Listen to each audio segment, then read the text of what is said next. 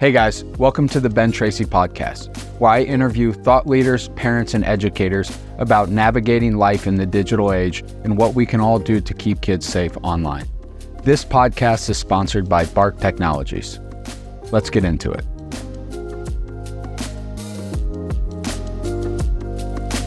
Okay, welcome to another episode of the Ben Tracy podcast. I'm here today with my friend Joann Bogard. Thanks for joining us, Joann. Thanks for having me. Joann, where I'd like to start is I would like you to share, if you would, just a little bit about Mason. Oh my gosh. So Mason he's our youngest of three. He was 15, and Mason was our outdoor adventurist. If you said, let's go inside, he was never ready to go in yet. He was always up for hiking and, exploring and camping, and fishing was his favorite. He could often be found at his workbench doing something, watching a YouTube video typically on how to make a better fishing lure or how to master his woodworking skills. Those were his two favorite things to watch. But just living a healthy, well-balanced lifestyle. I mean, he went to a good school. He had good friends. It was just, he was living a good lifestyle, healthy. Yeah, he was a great kid. Yeah, school and sports or anything like that? Yep, he was a drummer. Okay. He loved his drums. Yep, he was a drummer like his dad, loved to drum. He was in the school band, grew up with it, loved it, was good at it, was very good at it. Yeah, he would think outside the box. So he liked to invent things, whether it was a new dinner recipe or something taking, an electrical, whether it was the DVD player or whatever it was. He would take it apart to make something new. Oh, wow. He would shock us quite a few times. Yeah, I'm sure. What are you doing? Yeah, I'm sure. Always inventing. Had he talked about what he wanted to do when he grew up? He did, actually. So he wanted to join the Army. Really? Good for him. He was definitely a protector. He was our family protector. He was very protective of overseeing his friends' safety, and that's what he talked about doing, was he wanted to join the Army. So, which fit him very well. Yeah. It would have fit him very well. Yeah, good for him. Wow. Yeah. So tell me what happened to Mason? So, Mason, like I said, he was typically outside, not really on the computer a lot. He had things. He had gaming systems. He had a smartphone. We waited until middle school to give him that. So what, like 12, 13 before he got a phone? Yeah, probably 12, Okay. 6th grade. Yep. Yeah. So we gave him a smartphone, just because that was convenient. Didn't really have any warnings or anything. My worst fear was, he would meet a predator online or something. So I got in there and I set all of the protections. I had watchdog apps in place. I checked his phones and all of his devices weekly. Like I said, he didn't really use his computer, his tablet a lot. He didn't use gaming too much. And his smartphone, usually he was watching YouTube. He wasn't really on any social media apps other than YouTube mainly. He usually texted his friends if he was talking to them. But so he was just that kind of kid who would rather be outside doing something adventurous, Yeah. But he, May 1st of 2019, that was, like I said, I had all the protections put in place. I thought I'm ahead of the game, nothing to worry about. His online life was healthy, appeared to be. And May 1st, 2019 started as a normal day for us with dinner and school and work. And then he went up to take his shower and he gave his dad his typical goodnight hug. And he yelled down the stairs to me, "I love you, Mama." And I said, "I love you too, buddy." And those were our last words. So a few minutes later, we heard the shower running, and then we heard an unusual noise.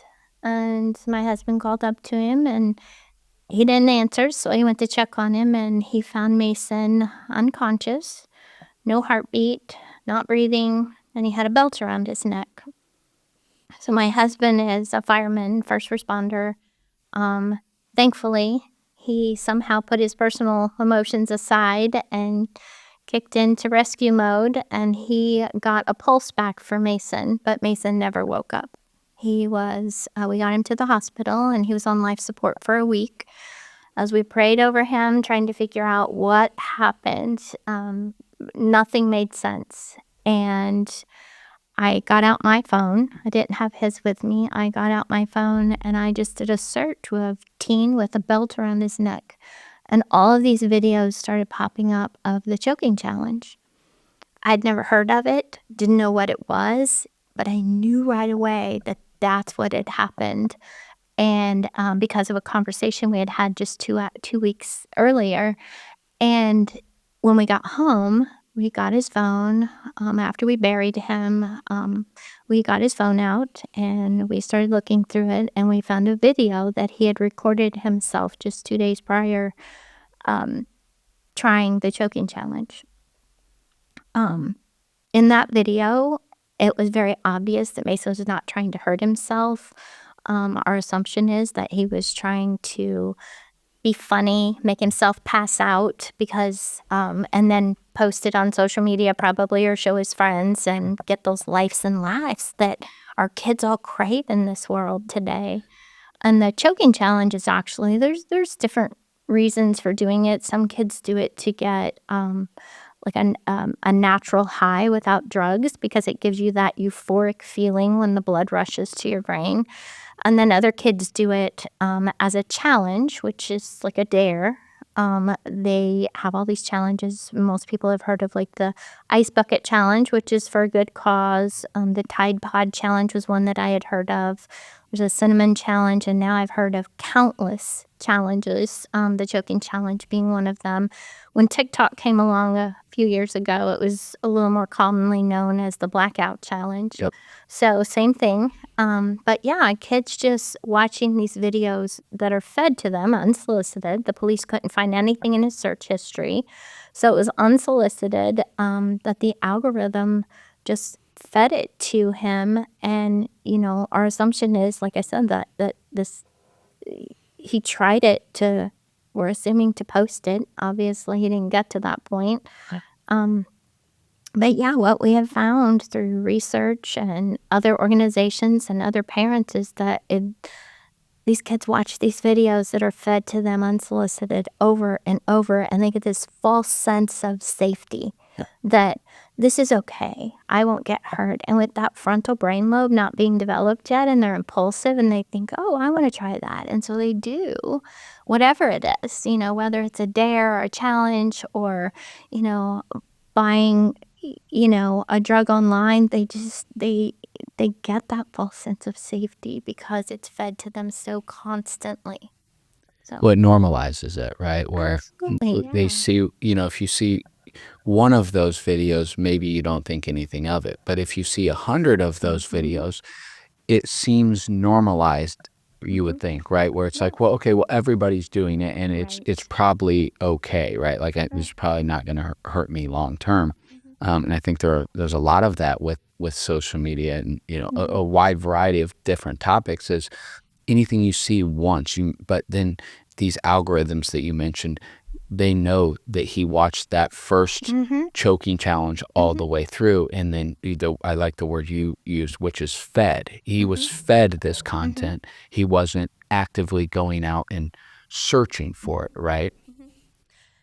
And I think that was one thing that I wanted to mention too is I forgot where my brain was going with that, but yeah, these kids they don't have to search for it. It's just fed to them. So at Yeah. no time did he search in his YouTube No. search bar, Google, any other social media on his laptop and tablet. The At police no took time all of it, checked did it. Mason ever search social media choking challenge. No.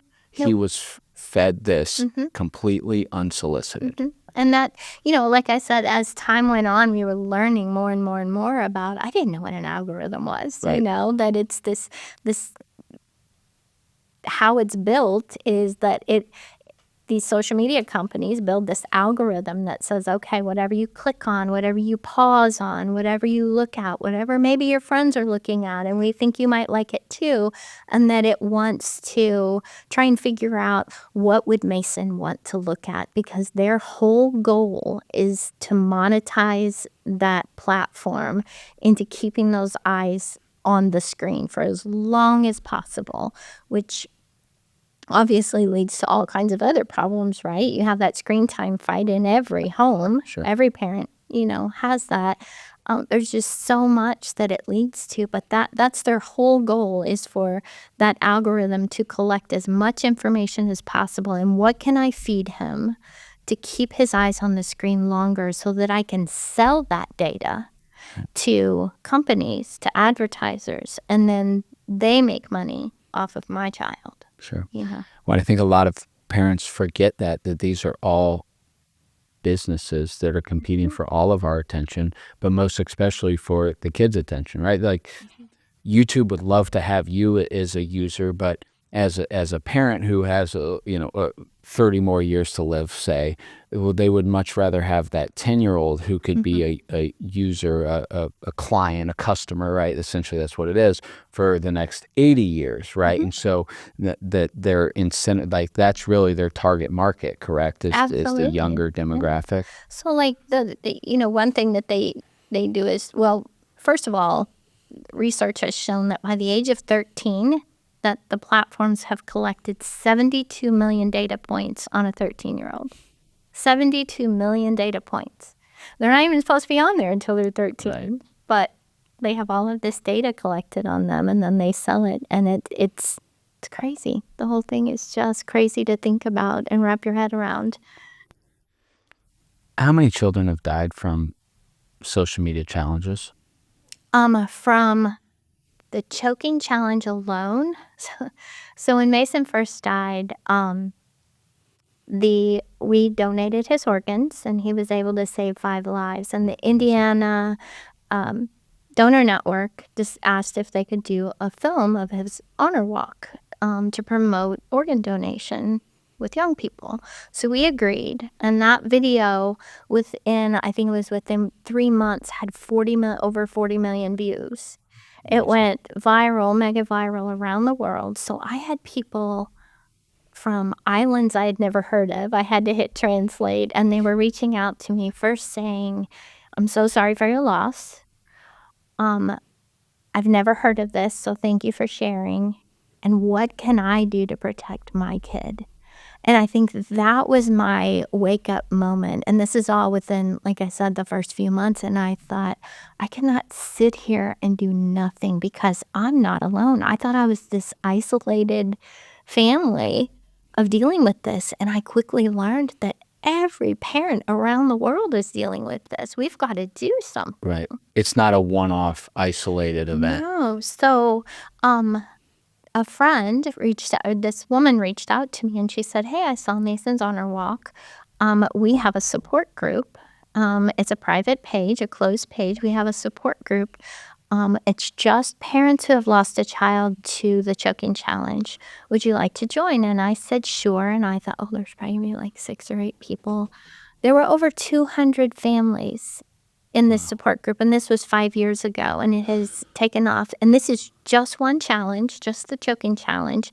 These are just the parents who know what happened, and these are just the families who are in that support group. So the data collected by Eric's Cause, Judy Rogg's son died from it, and she has a research based organization that she does. There are thousands of kids who have died from this. Thinking, how can this be? But it choking yourself, making yourself pass out, making friends pass out, it dates back hundreds of years. People have done it forever for various reasons. But in today's world, social media just amplifies that. So my son's tribe of, let's say, 20 kids is now millions of kids because he's online. And so it's not just one child at school bringing that and saying, "Hey, I heard of this choking challenge." This is video after video being fed to him. And that's where it gets scary, is as a parent, we struggle to protect them in our own neighborhood, right? And now it's so scary because our neighborhood their bedroom is an open door to the world. Yep. So Well, that's what I tell parents, it's like they ask me all the time, well, what's the right age to give my child a smartphone? And, depending on who you ask 10 people, you get 10 different answers. But I say whenever you're comfortable with not just having to worry about the dangerous people and situations in your neighborhood or your community, and you're ready for that, those people all over the world, the 500,000 online predators, right? When you're no longer concerned with the 5 people in your community, and you're ready to open your child up to, and that's just specific to the predators. It's not everything else. When you're ready to expose your kid potentially to 500,000 of those people, that's when you should give your kid a smartphone or social media, right? Right. Which to me would be never. If the word child is in there under 18, like, no, just don't do it. Right, But, exactly. And then there's that whole scenario of, but I want them to be prepared when they go to college. Sure. And there's that summer before college where you can really educate them. But, education is just key in all of this. We've got a lot of pieces that have to fall in place. And parents aren't asking for a free pass from parenting. Everybody has a role to play. So then Tracy, he's out there spreading awareness, and Joann has to check the devices and put those protections in place and decide if, for my family, if social media is okay for my child. So parents have a role, youth leaders have a role, legislators have a role. I mean, everyone has a role to play in this. And it's taken us a hot minute to get here, and it's going to take us a hot minute to get out. But there's definitely a movement. Yeah, no, and I sense that, I've been doing this 6 years, and you've been at it for 5 years now, and so we've kind of seen a lot of things change, especially on the the media front, and more on the legislation front, and we can talk about that. But I still haven't noticed a huge change in parents waiting to give their kids access to this stuff, even though most people at this point know this stuff is problematic for children. A lot of parents fall into the Joneses next door got a phone, or my kid would be isolated, from their friends if they're not on social media. And so I think a lot of parents still fall into that of, they don't necessarily make the correct risk-reward analysis when it comes to giving their children devices. And that's hard. Social media makes parenting, oh my gosh, 10 times harder than it was 10 years ago, right? But I think a big piece of that we can fix is if we had legislation that said you can't use an algorithm to feed things to my child unsolicited. You can't, or some states have decided, on a state basis, if you're under 16, you can't have a smartphone or you can't have social media, whatever it is, whatever every state decides. But until we are united and the entire Congress steps together and says, this is what we're going to do to protect kids, and then all of those families have to simultaneously step away at the same time, that's what can help. And that's why I'm personally so passionate about legislation is we need one big giant step. We need legislators to say, we all need to do this. This is what's going to protect our kids, and we all need to do it together on day one. Yeah, well, so speaking of all, I mean, you got pretty much as close to all as you can get in the current political environment with the Kids Online Safety Act, what's known as KOSA, passed the United States Senate 91-3, completely bipartisan support. I think 86% of Americans support the Kids Online Safety Act. So could you provide an update on November 17th, 2024, where that stands currently, and what the next steps are with that, in knowing that it's passed the U.S. Senate, and where does that go from here? Yeah, so I think one of our big fights on the Senate side was we have a group of parents who go to Capitol Hill. We walk, we knock on doors, we speak to senators or their aides, whoever will listen to us, and we tell them about the Kids Online Safety Act. We tell them our personal stories. We go in just groups of 2 or 3, and we divide up. And so with 100 senators, we were able to pretty much reach every one of them and tell our story. And so they said, yes, let's get on board with this. We want to do that. The negative to that was we had the platforms with billions of dollars. Meta and YouTube alone have been noted as using $90 million just in the last 3 years to fight against legislation like this, like KOSA. We don't have any dollars. I have no dollars. All I have are my footsteps knocking on doors, right? And so you have them, and they were feeding all of this misinformation, just trying to split, Democrats and Republicans. And so then when we get to the House, so it did, like you said, 91-3 passed through the Senate. It was beautiful. It was wonderful. And then we got to the House, and we thought, okay, we only have a month because it's almost the end of the session, right? And so we only had a month. There are 400 representatives. There's no way we can knock on 400 doors. And so that's where we're at now. We have about 64 co-sponsors, but it looks like this is going to be an end-of-the-year package bill that we'll have to tag it on to. Senator Schumer has promised that he will do everything in his power to get KOSA passed this year by December. So we are holding him to that. We have a couple who are against it because I think they still believe some of the misinformation. What do they say? What do the opponents of this say as to why that members of Congress shouldn't support it? Yeah, so depending on which side of the aisle they're on, they get a little different story from What's interesting, media. right, and sorry to cut you off, but if a bill is being attacked from both the far right and the far left, it's a good bill. Absolutely. Yeah, as they're fighting over it, it's a good bill. Yep. And, and like I said, to get through the Senate, that broadly and bipartisan like that was great. So we get to the House, and social media platforms up to their game and feeding misinformation, and we couldn't get to all 400 of them in time. So now we're at this stopping point of what are we going to do? And we have a few representatives that are just not, they don't want to hear from the parents. Have no reason. They won't give us a reason. And are those your everyday like backbenchers, or are those leaders? Is that leadership? That's leadership. Okay. Yeah. So they're in which party?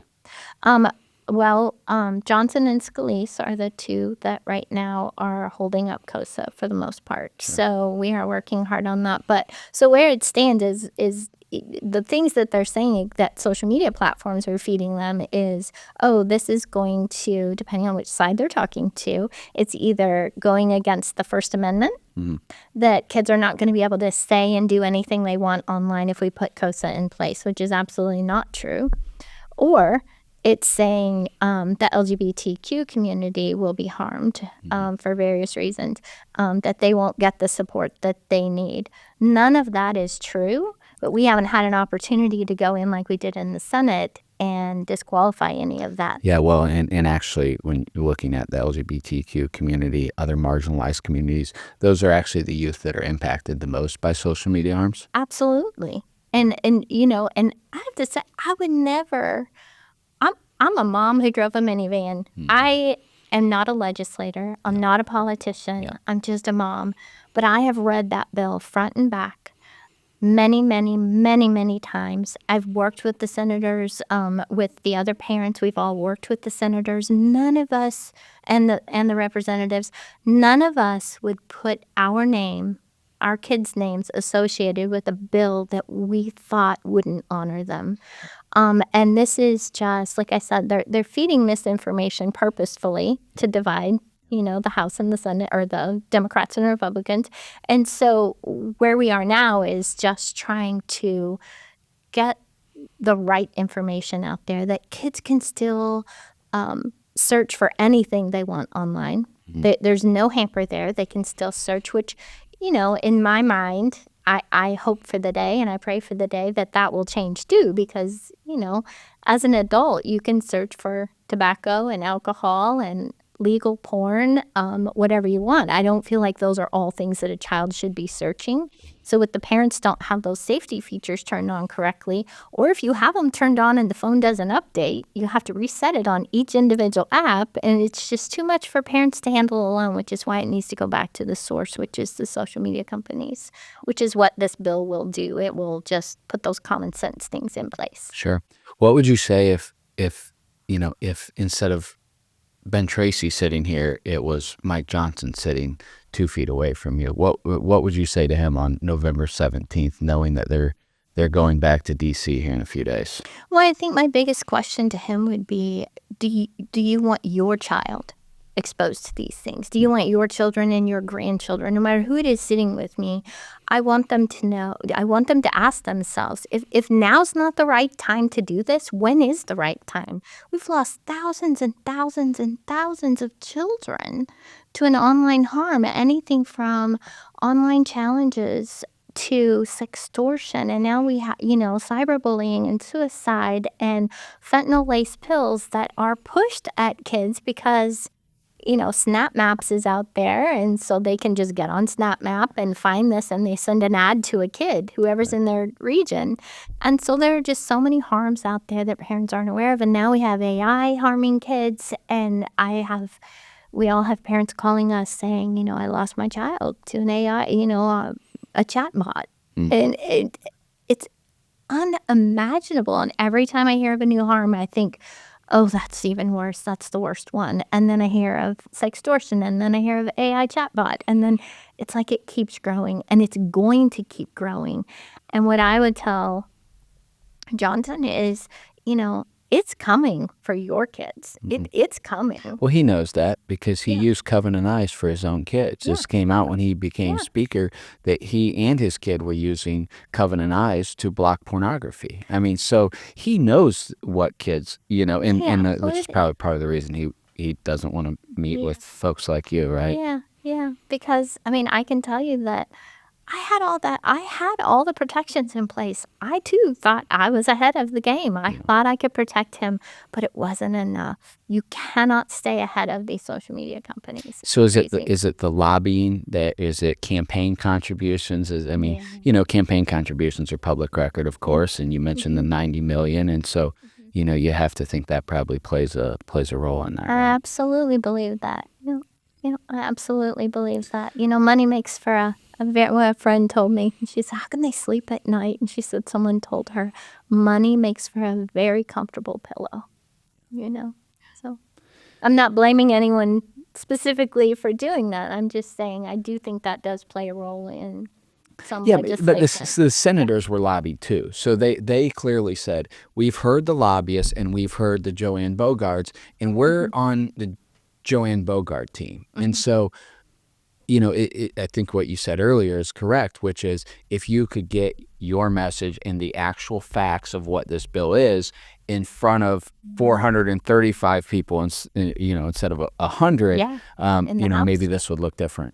Yeah.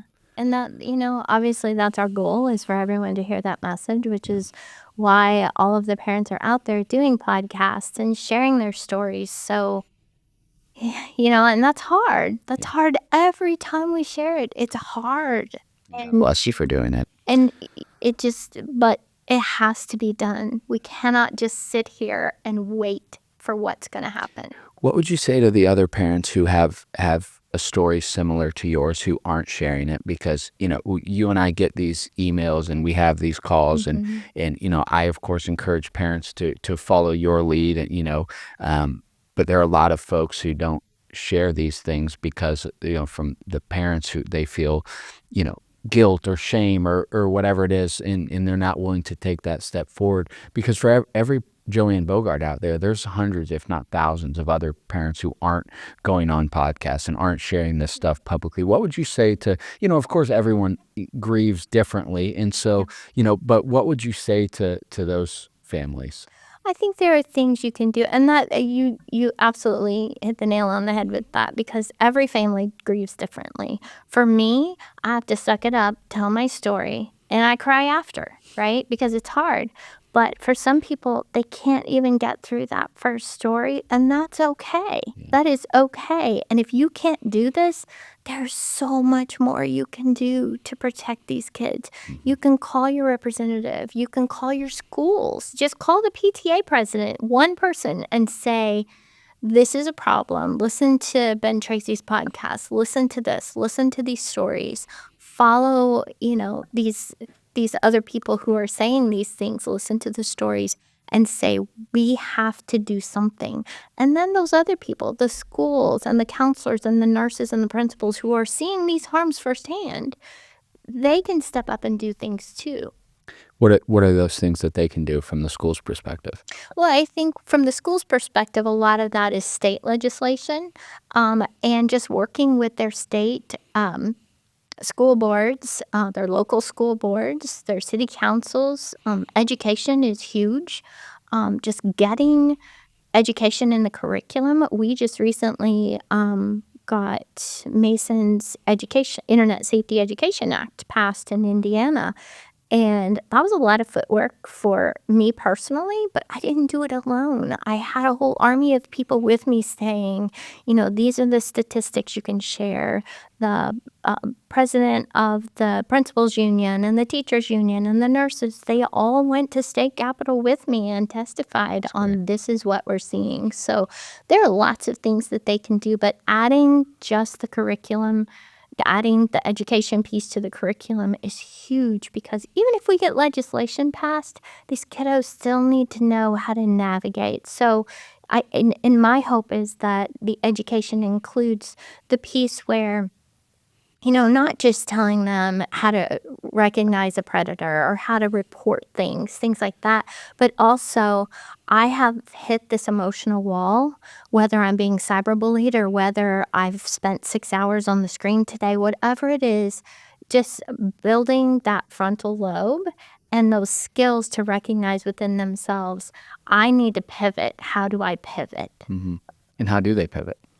I think that's education. I think that is knowing this is who I can talk to, or recognizing within themselves their internal senses saying, I've spent a lot, I'm feeling depressed, I'm feeling anxiety, my head hurts, whatever it is, physically, emotionally, mentally, socially, whatever it is, giving them the skills to say, I can put my screen down, or I can delete the app that I'm on the most. I can delete that app from my main screen so that if I want to log in, it's still there, but I have to go to my computer and I have to physically log in with my password. Right. It takes a little more effort. It's those extra steps, but those are the things that you can do to kind of wean yourself off of social media, because we're all addicted to it. Everyone, adults too. So you can imagine the brain of a child and the willpower that's smaller.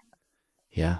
Yeah, and I agree with you that the education piece of it's so important, because at the end of the day, regardless of any restrictions parents set up or the school, and not to say we shouldn't all do those things, because of course we should, but if a kid wants to get around those, it's like not that hard to do, and most of them can figure it out. And so that's why I focused my message so much on the education, specifically to the students. And my personal story and being a little bit younger than some of the people in the space, I think lends itself to that anyway. But I know that I can go in and make a difference for 400 students in a day.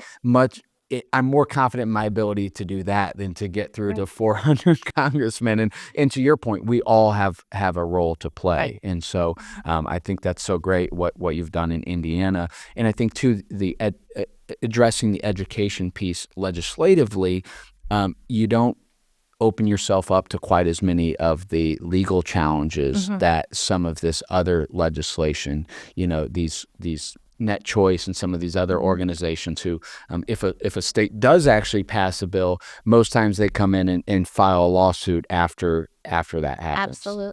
Absolutely. We see it happening every day. I know we have a lawsuit against TikTok and YouTube for the reporting flaws that they have. So every Friday, I go on to social media and I search for the choking challenge. I just search for one thing. I just search for the choking challenge. And within minutes, dozens pop up. I use the little drop-down system they have in place. I report them. Rarely do they get removed.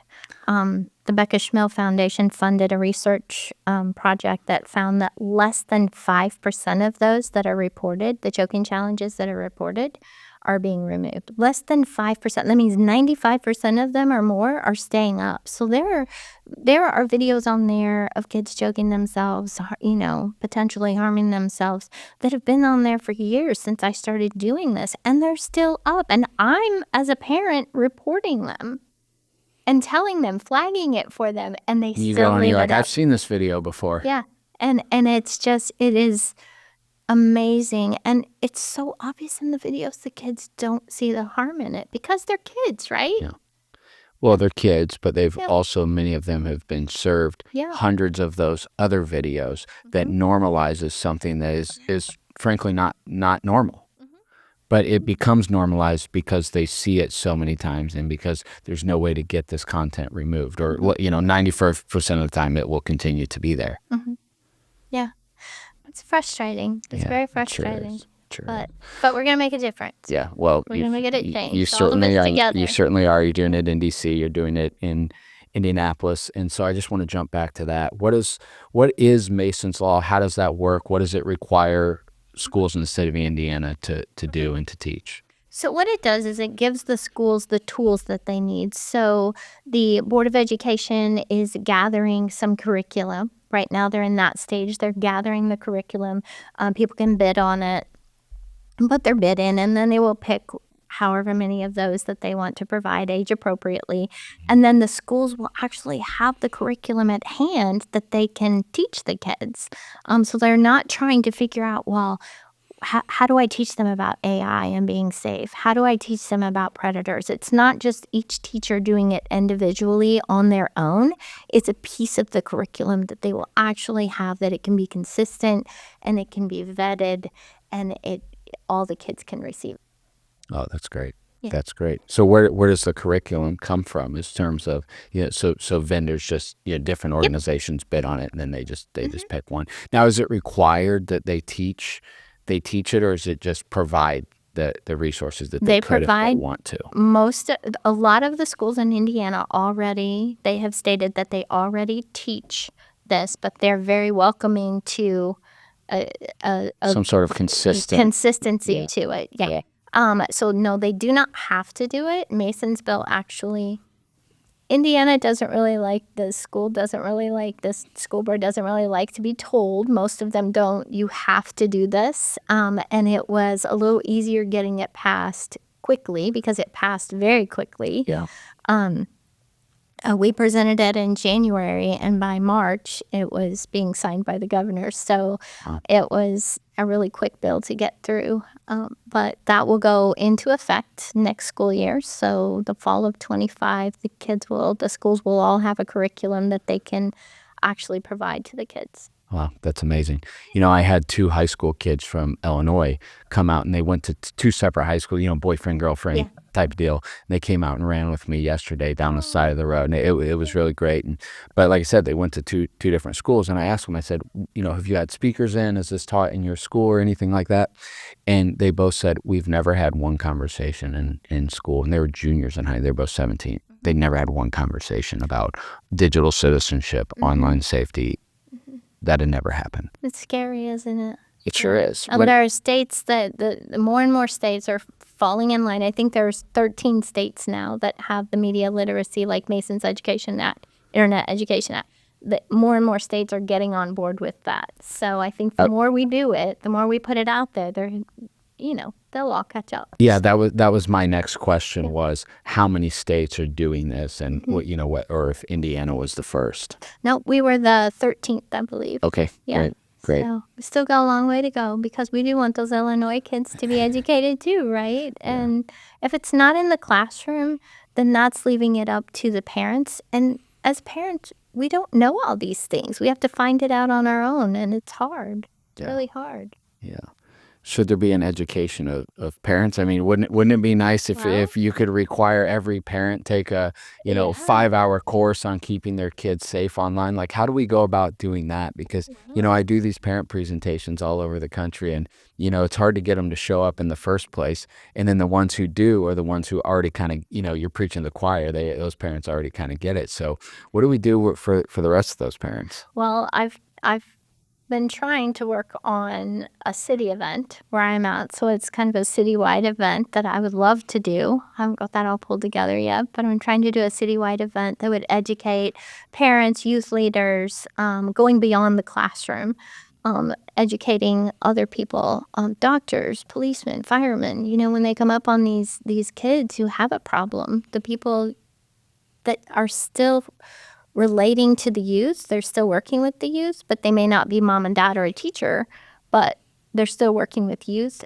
They should be educated too. So we're trying to do, I think, the more maybe citywide events we have, and that seems to be a movement too, is parents. I know when I talked to the Indiana Education Board this past week, that is one thing they have actually put in place, is a parent education piece that they are working on. So they're hoping to roll that out as well. So through the schools, they can provide that parent education piece, because like they were saying, you can teach them how to deal with the things that are at school, but there's so much that is beyond that. When they get home, they don't have control over those things. So they need that education piece as well. And they're actually doing that in Indiana. So that's excited great. About that.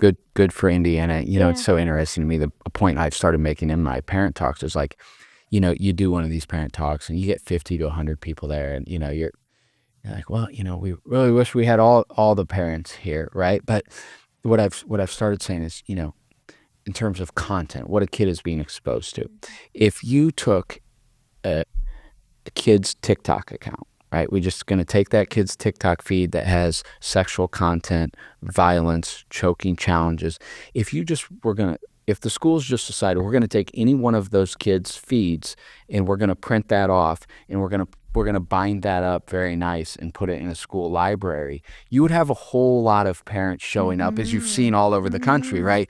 Having, outraged about whatever's in that one book, that one line in that one school library that no kid's ever been to before. And it's like, what I say to parents is like, look, I'm not in the business of telling people what their values should be and their beliefs, but whatever the opposite of your family's values are, that's what's on social media. And so whatever it is you don't want your kid exposed to, like, they can find that stuff. And that's where that inappropriate, the consumption of inappropriate content is it's not overwhelmingly, it's on social media apps. And it's not necessarily that the kids can find it as much as, so when I go on to Pinterest and I search for a healthy eating recipe, guess what?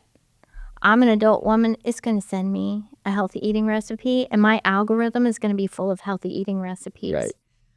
For a teenage girl, if she searches for a healthy eating recipe, within minutes, they have found that her For You feed is full of disordered eating content. So the algorithm knows, based on the age, what to send that child to keep them engaged, what to send me to keep me engaged. Because if I see that, I'm going to turn off my kids' Pinterest, right? Right.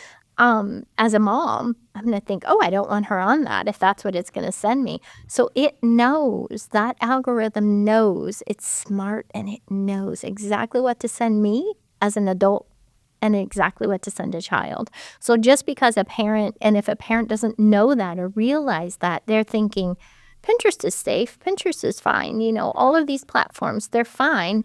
What they don't realize is there are chat rooms in there that they're not aware of, these smaller apps that are tagged onto the back of these larger apps that the parents aren't aware of. Oh, I didn't set the safety feature on that. I didn't know it was attached to that.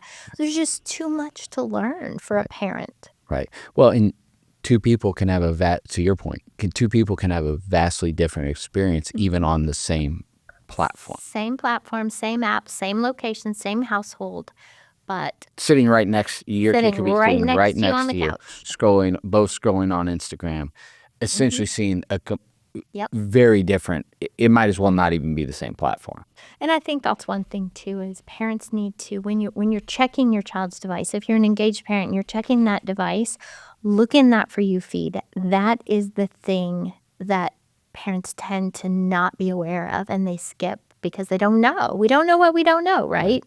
So that education piece you talked about is so important for parents as well. We've got to find a way to educate parents, whether it's through the PTA or whatever it's through, city events, your talks. I can't encourage people enough to come out, listen to you when you come there because you're going to if they walk away with learning one new thing, it's worth it. And when you say there's only 50 parents in the audience, you have reached probably 100 kids because you reached 50 parents and then their friends. Yeah. And so it's worth it. Well, if you said if they just took away one thing, if the parents who are watching this conversation, if there's one thing they could take away as a parent that they can do, what would that first thing be, in your opinion? I think the first thing that they could do, one of the biggest things that they could do is to realize that their child's feed is not the same as theirs, like we just talked about. So just realizing, if I find pornography on their phone, it doesn't mean they searched for it. Right. It doesn't mean that and you know what? Maybe they did and they messed up, and grace goes a long way, right? Use that moment to educate, to talk to them. I think those are the pieces that we need to just have those conversations. I think the biggest thing is just that conversation, leaving that door open, asking your kid, hey, what did you learn in school today? Hey, how's your social media life? How you doing with your friends on social media? Have you met anybody new? Do you know them? Have you met them in person? Let's talk about the difference between an online friend and a personal friend, Yeah. Just those conversations. You mentioned the word grace. And so that's something that I focus on a lot is, forgiveness and grace and, giving these kids the ability to move beyond their mistakes. And some of the children, like yours, tragically and unfortunately, they can't receive that grace because they're no longer with us. But knowing that a lot of kids make mistakes online, what would you say about that? Like, especially in the context of, for their parents, there wasn't a screenshot feature, there wasn't a recording, there wasn't a nude image that could be saved forever. And like we all said and did things that we're not proud of when we're teenagers. And, every day a parent says to me, well, thank heavens there was no social media when I was a teenager. Right. But there is today. And so how do we navigate that? Like once a child has made a mistake online? Well, one thing that we used to say a lot was, because sending a nude is common, right? There's some really high statistics out there on kids sending nudes. It's the norm, as you said. So kids are going to do it. One thing that we used to say all the time is, you put that picture out there, it's out there forever. There's nothing we can do about it. It's going to be out there, and we don't say that anymore because, first of all, they think then it's hopeless when they're caught in this situation of my nude is going around school, and we have a lot of suicide cases around that. Sure. And I think one thing to just remember is we do have some things in place right now. Our FBI has gotten really good at getting some of these images down. There are lots of places you can call. There are hotline numbers you can call to get those images removed. So that's just one thing that I think has changed just in the last couple of years, that there are things we can do now. There really are. I think we are learning. We're not as fast as social media. They're always going to be faster than us, but we're kind of catching up to them a bit on what their little skills are and how they manipulate and how they do things. So I think just having that education piece there too as well, and letting kids know you're going to make a mistake. That's why I'm here. I'm your parent because you're a kid. I'm a parent. I'm here to guide you. You're going to mess up. I'm going to mess up as a parent because I didn't get any training. And we're all going to navigate this together. And again, just keeping that connection and that door open of communication with your kiddo. Yeah. And that's one of the things I say to the kids. It's like, you're not the first person who's made a mistake online. You're not alone. Your parents love you. They care about you. Same with your, your leadership in your school and your guardians, your grandparents, and like you can go talk to them about anything, no matter how awkward or uncomfortable it is. And I encourage the parents a lot of times to look at it from the kids' perspective of one, they're addicted to the device in the first place, and so they fear having it taken away, but like how uncomfortable is it to go to your parent and have that difficult Right. conversation in the first place? So as much as parents can lower that barrier to entry to that conversation, I think is very valuable. Mm-hmm. Yeah, absolutely. Yeah. Absolutely. Yeah, and they do. I mean, another thing I say to parents a lot is they're still kids. They're gonna do and say stupid It's their stuff, job. just like yes. It's their job to be kids. We want them to be innocent. We want them to make mistakes so that they can grow and learn from those. We can't protect them from everything. They Yeah. have to learn by mistakes. We all do. Yeah. That's how we all grew. Yeah, and a lot of the kids, they come up to me and they tell me that they've made a mistake online, but that even months, years later, they feel anxiety because they know somebody still has that nude photo. Somebody, they were bullied online and it was on a fake account, and they fear the day when that account reemerges, and they've went to counseling, or they've talked through it, and they kind of get past it, and then it reemerges. I met a high school girl a couple weeks ago where she'd had her nude photos passed around her school. She transferred to a new school, and she was telling me, kids from this school know kids from my old school, and I just fear that day when that photo from the last school is going to make its way around at my new school. And she was just dealing with a lot of anxiety related to that. Right. And those Nudify apps now, kids don't even have to send a nude because the Nudify apps will do that for you. And then you don't know, it's hard to tell. Is this really a Yeah, and so what you're talking about for the audience is yeah. artificial intelligence, right? Yep. There's an app called the Nudify app. I'm sure there are several. And it will actually, if you have a picture of a friend in high school, or in any school, they can actually use that app to remove all the clothing, and it looks realistic. It looks very realistic, and then they think it's funny, so they, of course, make the mistake that, kids are going to make, and they share it with friends, and then that's devastating to that person who didn't send the nude, but it looks like they did, and they're trying to justify that they didn't do it, and we've had kids die by suicide from that. I think, like I said, grace and just trying to help them move forward. If they make that mistake, we can work through it together. We can figure out a way to stop this. And for those that do come back up, if that nude app does, or that nude picture does come back up, how do I emotionally deal with this? Yeah. So, Well, that's one of the goals of this run across the country, beyond the, educating kids, educating the parents, and passing legislation. If even one kid sees, wow, look at this guy running across the country who also made a mistake as a teenager, who has, yeah.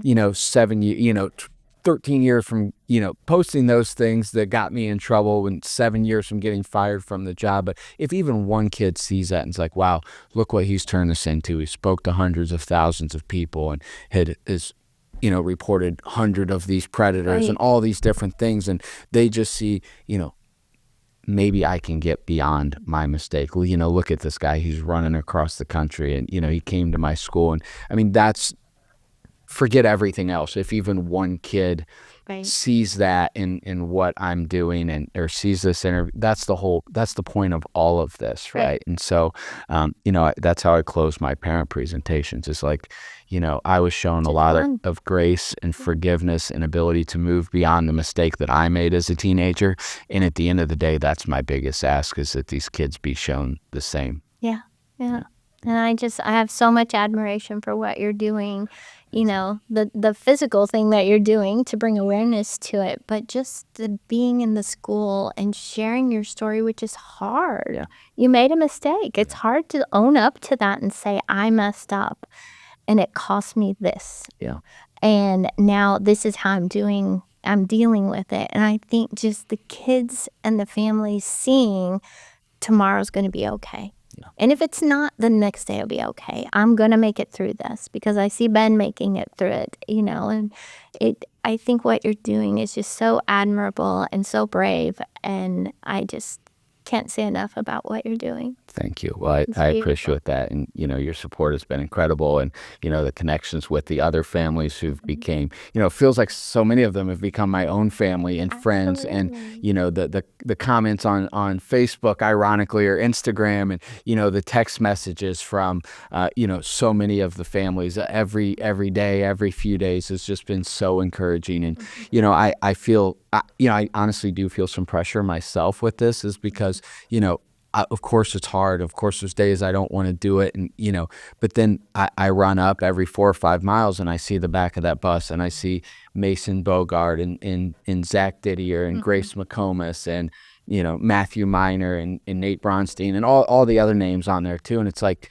you're like, this is why I'm doing this. And, and it's like, I can't let Joann and Steve down. I can't let down Rose Bronstein, all those, it's like those, and so it's such an honor, but I do feel a little bit of privilege, and pressure is like, the families have allowed me that honor to use their child's name in furtherance of this mission. And so, you motivate me so much with, your work and your advocacy. And, we see the press conferences in DC, and I always, when we're on the bus at Point, and I tell the guys who are with me, look, Joann's going to be in there. She's right in there somewhere. We got to find her. And so, it's just so neat. It's so, it's so commendable what you're doing. And, it takes a lot of courage to go out there and put yourself out there publicly and, continue to share your son's story over and over. Thank you. And I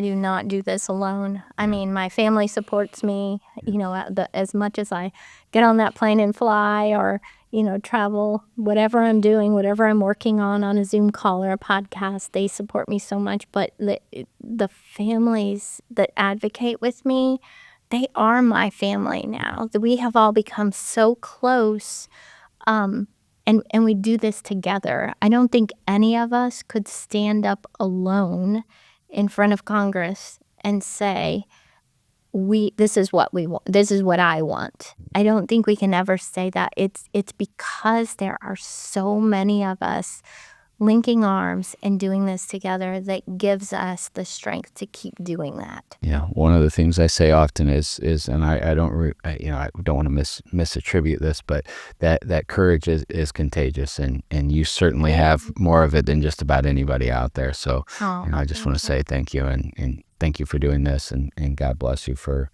all the work that you're doing and taking the time to do this with us on a Sunday night and driving up a couple hours to have this conversation in a closed school on a Sunday. So that's great. I appreciate you helping us spread awareness and doing all the things you're doing, Ben. You're doing a great job. Yeah. Well, thank you very much. Thank you.